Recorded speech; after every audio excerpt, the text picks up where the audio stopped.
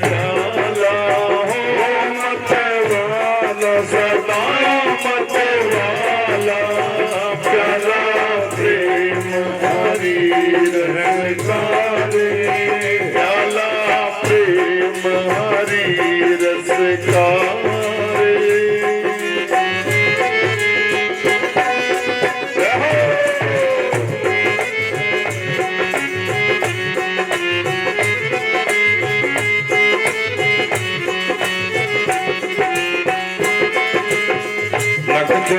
राशि तू भोगने आया भोगने आया कोई तेरा तू किस कारे कौन तेरा तू किस कारे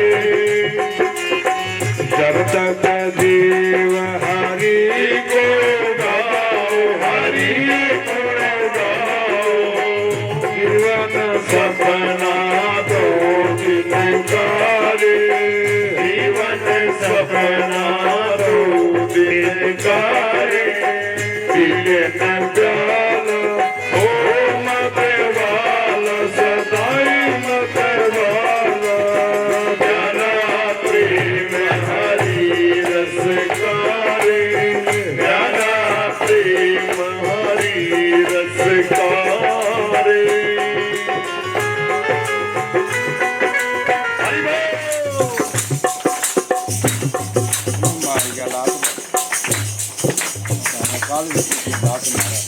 हरे राम राम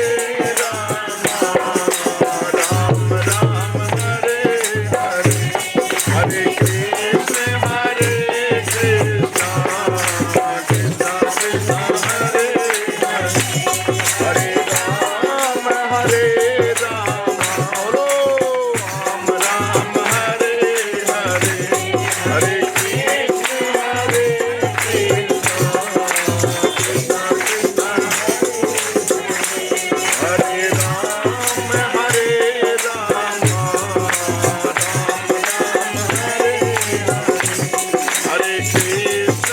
हरे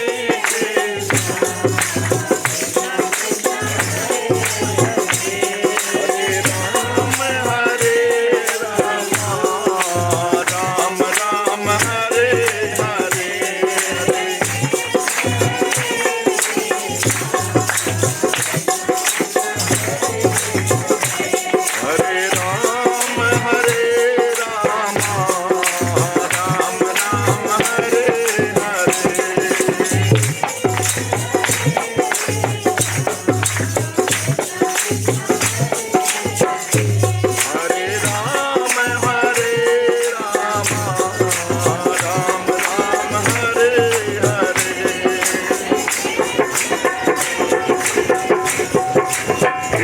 कृष्ण हरे हरे पीले न प्याला हो मत वाला सदा मत वाला प्याला प्रेम हरि रसकारे प्याला प्रेम हरि रसकारे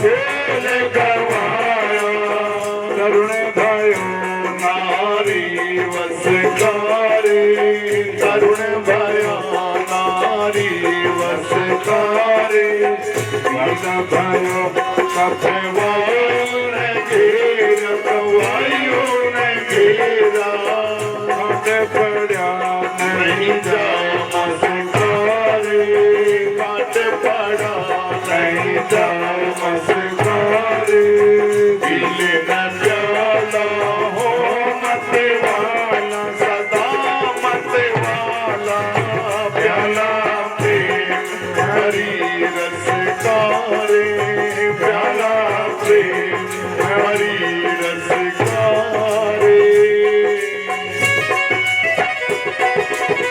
जय हो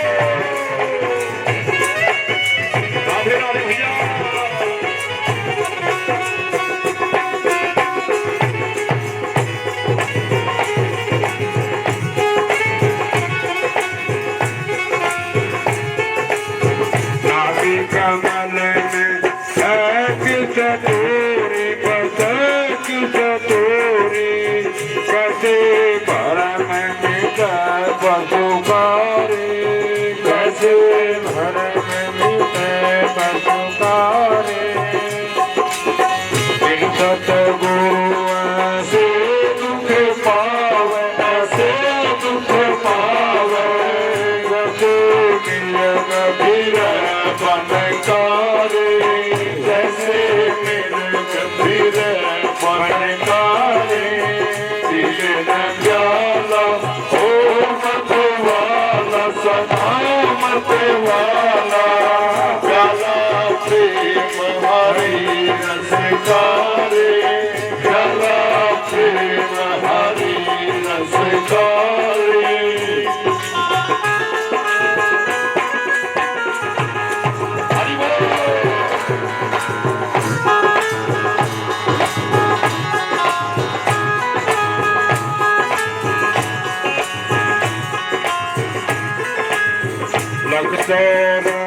किसे बचना चाव तू बचना चावे, छोड़ कामनी का तस्कारे, छोड़ कामनी का तस्कारे। सुख देवता सुख देवता भक्ति का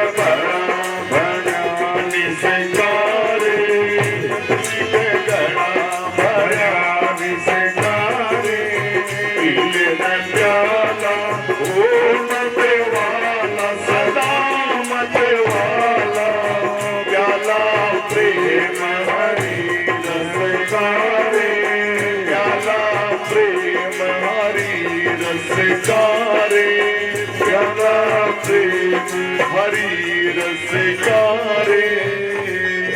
बोलिए कृष्ण कन्हैया लाल की जय, भागवती भगवान की जय हो। तो आइए कल के प्रसंग पे चलते हैं। आपने कल श्रवण किया कि रुक्मणी जी का विवाह भगवान कृष्ण के साथ हो गया। अब उनके यहाँ एक पुत्र हुआ प्रद्युम्न, जिनका नाम था। और वो जो प्रद्युम्न था बाल्य अवस्था में ही भगवान के बहुत से दुश्मन भी थे। वैसे तो भगवान के 16,108 विवाह हुए हैं, मगर इनसे पहले एक घटना घट गई। जब प्रद्युम्न हुआ तब बाल्य अवस्था में एक भौमासुर का नाम का राक्षस था और प्रस्तुति अवस्था में उसको उठा करके ले गया। भगवान से ईर्ष्या करता था और ले जाकर के समुद्र में डाल दिया। समुद्र में डाल दिया तो उसी बालक को एक मछली ने निगल लिया। उसी मछली को मछुआरों ने निकाल करके वो मछली राजा के यहाँ भेंट में दे दी रसोइये ने। अब रसोई में जाकर के उसको मछली को फाड़ा तो उसमें एक बच्चा निकला, जिंदा बच्चा। भौमासुर को कहा, महाराज इस मछली के अंदर एक बच्चा निकला है। उनकी रसोई में रति नाम की एक जो थी रसोई का काम करती थी, विद्यावती नाम था। तो उसको दे दिया, मैं क्या करूं इसका, तुम रखो इसको, पालन पोषण करो इसका। अभी वो उसका पालन पोषण करने लगी, थोड़ा बड़ा हुआ। बड़ा होने के बाद में एक दिन नारद जी आए। नारद जी विद्यावती को कहने लगे, ये तेरा पति है। कहने लगे, महाराज कैसे? जब भगवान शिव को कामदेव के बाण छोड़े कामदेव ने, तो कामदेव को भस्म कर दिया था एक बार भगवान शिव ने। और उनकी पत्नी जो रति थी, उसने विचार किया ये तो ठीक नहीं है महाराज, मेरा पति को आपने भस्म कर दिया। कहने लगे, अभी तो ये भस्म है, गुप्त रूप से रहेगा, मगर द्वापर युग में जब भगवान कृष्ण का अवतार होगा तो उसी के पुत्र के रूप में प्रकट होगा, वही है ये। विद्यावती समझ गई ये मेरा पति है। धीरे धीरे बड़े हुए तो विद्यावती ने भी बता दिया आप मेरे पति हो। और प्रद्युम्न ने बड़ा होकर के उस भौमासुर का वध किया और अपनी पत्नी को लेकर के द्वारका आ गई। इतने समय में दूसरा विवाह जो है भगवान का जावंती के साथ हुआ। जावंती कौन है? ये जावंत की लड़की है। राजा प्रीत करने के महाराज जावंती के साथ कैसे विवाह हो गया? करने के इसमें भी एक घटना घटी। क्या घटना घटी?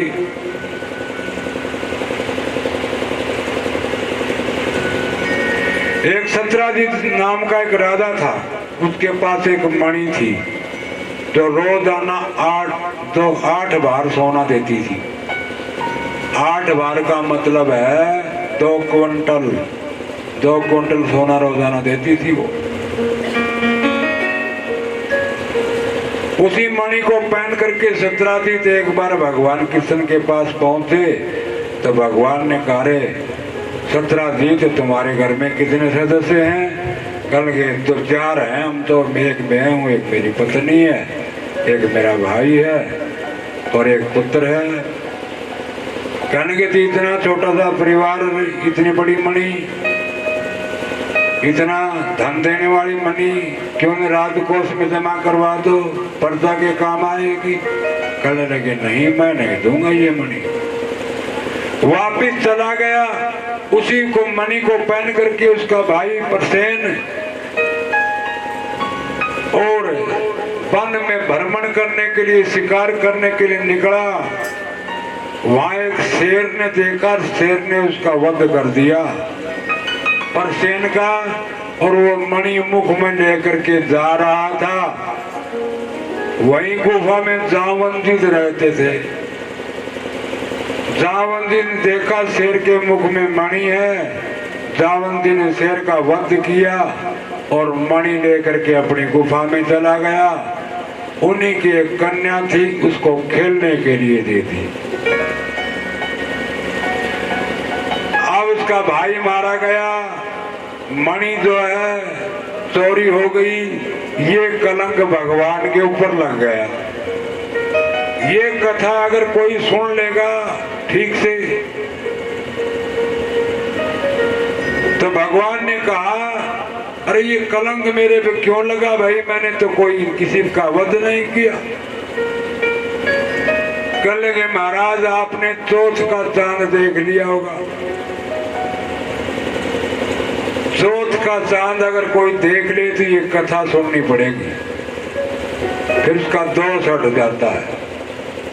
अब चौथ तो हर महीने आवे ऐसा नहीं है।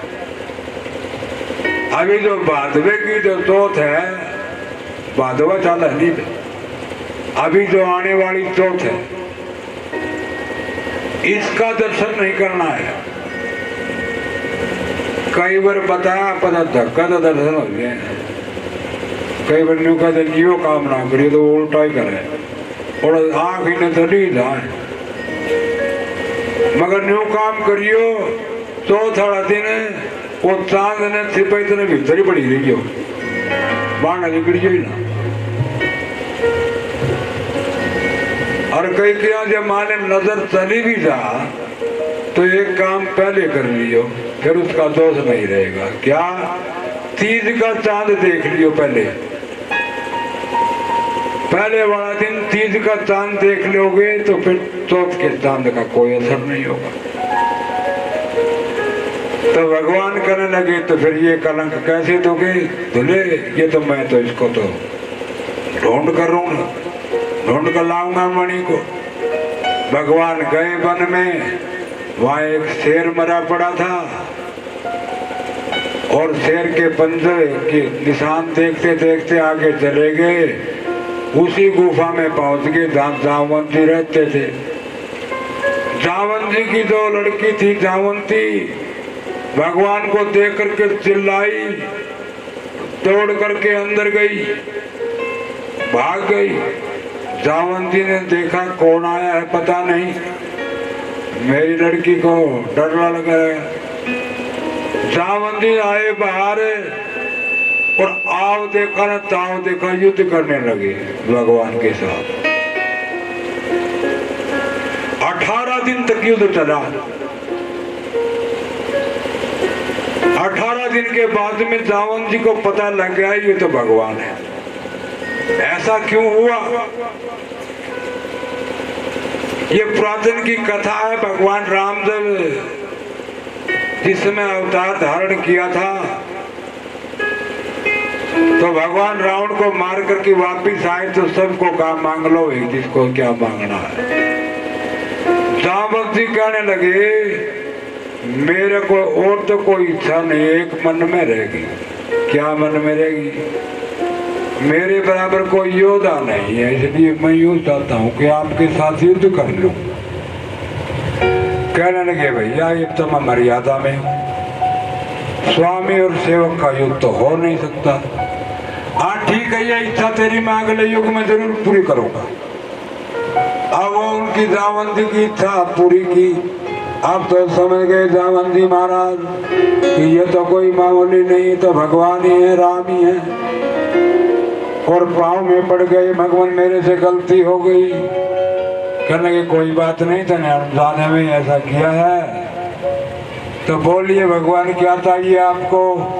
कि मैं तो ये मणि लेने के लिए आया हूँ, तो आपकी लड़की के पास है।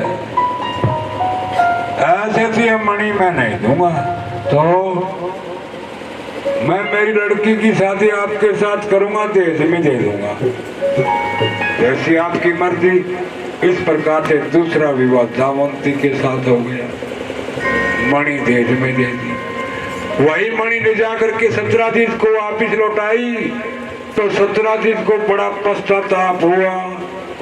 मन में विचार किया मैंने तो बिना ही मतलब कृष्ण के ऊपर कलंक लगा दिया। अब बेचैन हो गया, मन में विचार कर रहा है क्या करे। मंत्रियों से पूछा भैया कोई समाधान है?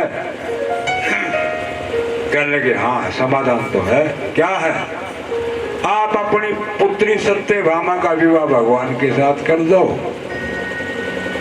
तो ये कलंक भी धुप जाएगा और ये मणि भी दहेज में दे देना। बोले ये बात तो ठीक है। इस प्रकार से तीसरा विवाह तो सत्यभामा के साथ हुआ, मणि भी दहेज में दे दी। चौथा विवाह जो है कालिंदी के साथ हुआ। कालिंदी कौन है? जमनाती है, तपस्या कर रही थी। भगवान कृष्ण और अर्जुन जा रहे थे। भगवान ने पूछा रे भाई ये तपस्या कौन कर रही, पूछो इससे। कहने लगे तुम कौन हो, तपस्या कौन कर रही हो? मैं भगवान के साथ विवाह करना चाहती हूँ। कहने लगे भगवान वो तो आपके साथ विवाह करना चाहती है, तो फिर देर किस बात की है? मंत्र तो तनाव ही पढ़ दे। वो अर्जुन ने मंत्र पढ़ दिया, विवाह हो गया। अगला विवाह जो है मित्रविंदा के साथ हुआ। मित्रविंदा का उसका तो राजा था, उसके पास 7 बैल थे बहुत खतरनाक। एक शर्त रखी थी, एक ही नाथ में नाथ देगा तो मैं उसके साथ मेरी पुत्री का विवाह करूंगा। ये कार्य भगवान ने पूर्ण किया और उसका विवाह भी भगवान के साथ हो गया। छठा विवाह नगनजिति के साथ हुआ। सातवां विवाह भद्रा के साथ और 8वां लक्ष्मणा के साथ। इस प्रकार से 8 पटरानी हो गई भगवान। आप सुखदेव जी महाराज कह रहे हैं कि एक ही मुहूर्त में एक ही साथ 16,100 रानियों का विवाह भगवान के साथ हुआ। कहने लगे महाराज ये कैसे हुआ? ये तो बहुत ही अटपटी बात है। कहने लगे एक बार